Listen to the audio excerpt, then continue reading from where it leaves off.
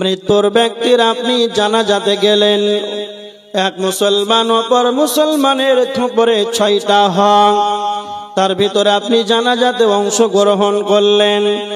একজন দার্শনিক বলেছেন, যখন তোমরাই জানাজায় যাবে, যখন তোমরা গোরস্থানে যাবে, কবরের কাছে তোমরা যখন যাবে, তোমরা শুনে রেখে দাও, কবরস্থানটা হলো এমন একটি জায়গা, সেই জায়গাটা হলো শিক্ষাঙ্গন।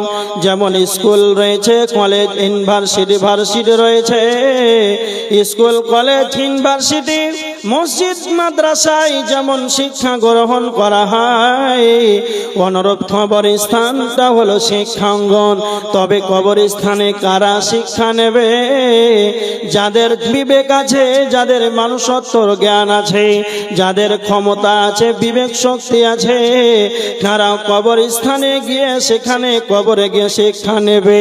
কি শিক্ষা নেবে? তবে আমার দিকে দেখে, একজন মৃত ব্যক্তিকে আবার আপনার আত্মীয় স্বজন হলো, আপনার আব্বা হোক কিংবা আপনার ভাই হোক, আপনার মা হোক, আপনার বন্ধু হোক, যে কোনো আত্মীয়তার বন্ধন হোক না কেন, আপনি যখন নিজে বোরের পাতা এনে গরম পানি করে সুন্দর করে গোসল দিয়ে দিলেন, আর সাদা কাপড়টা পরিয়ে দিলে, আর মসজিদের সেই জানাজার খাটিয়াটা এনে সুন্দর করে কাফন পরিয়ে, যেন কাফন পরিয়ে খাটে শুয়ে দিলেন, নিজ কাঁধে বহন করলেন, নিজ কাঁধে বহন করে যেন কবরস্থানে নিয়ে গেলেন নীরবনগরে। এবার কবরস্থানে যাওয়ার পর জানাজার খাটিয়াকে সামনে রেখে যেন জানাজার সালাত আরম্ভ করে দিলেন, তার যেন পৃথিবীর শেষ সমাপনী তাকে দিয়ে দিলেন। আমার দিকে লক্ষ্য করেন, এমন একজন ব্যক্তিকে নিজে হাতে গোসল দিয়ে জানাজার খাটিয়াতে রেখে নিজে কাঁধে বহন করে নিজে সালাত আদায় করে সামনে রেখে যে কবরস্থ করে দিলাম, 3 মাসটি মাটি দিয়ে দিলাম, নিজের হাতে ধরে কবরস্থ করে দিলাম, 3 মুষ্টি মাটি দিয়ে দিলাম। এরপরে যদি আপনার বিবেকটা না খুলে আসে, এরপরে যদি আপনার বিবেকটা না খুলে আসে, এইভাবে আমাকেও একদিন কবরস্থ হয়ে যেতে হবে, এই রকম ভাবে আমাকে একদিন অন্য জন আত্মীয় স্বজন আমাকে যেন সাদা কাফন পরিয়ে কবরস্থানে নীরবনগরে নিয়ে আসবে, আমাকেও এইভাবে কবরস্থ হয়ে যেতে হবে। পৃথিবীর বুকে এমন কোন স্কুল, কলেজ নাই, ভার্সিটি নাই, এই শিক্ষাটা যেন আপনাকে দিয়ে দেবে যে আমাকে দুনিয়া ছেড়ে এই রকম ভাবে কবরবাসী হতে হবে। এই রকম ভাবে আমাদের কবরবাসী হতে হবে।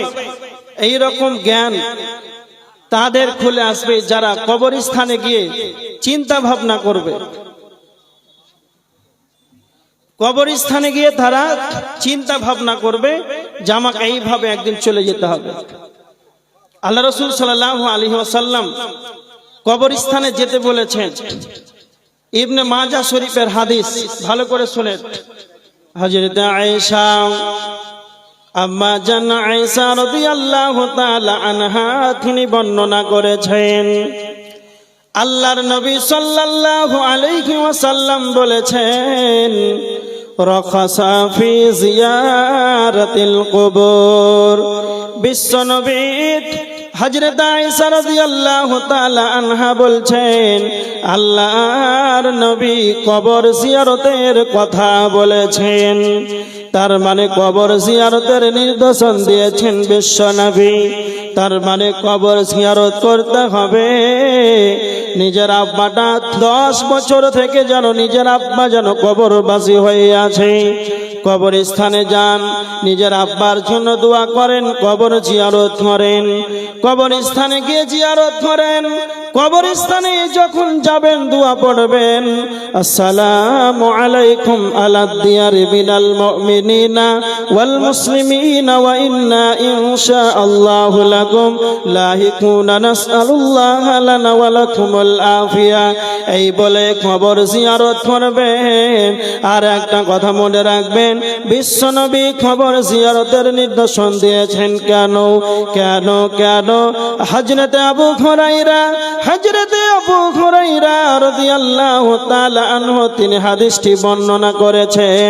হাদিস নাম্বার ইবনে মাজাহ শরীফের 1577 নাম্বার হাদিস। আল্লাহর নবী বলেছেন, জুরুল কুবুরা, কবর জিয়ারত করো। কবর জিয়ারতের কথা কেন বিশ্ব নবী বলেছে? আল্লাহর নবী বলেছেন, ফা ইন্নাহা তুযাক্কিরুকুমুল আখিরা, যখন তোমরা কবর জিয়ারত করবে তখন তোমাদের আখিরাত বলে স্মরণ হবে।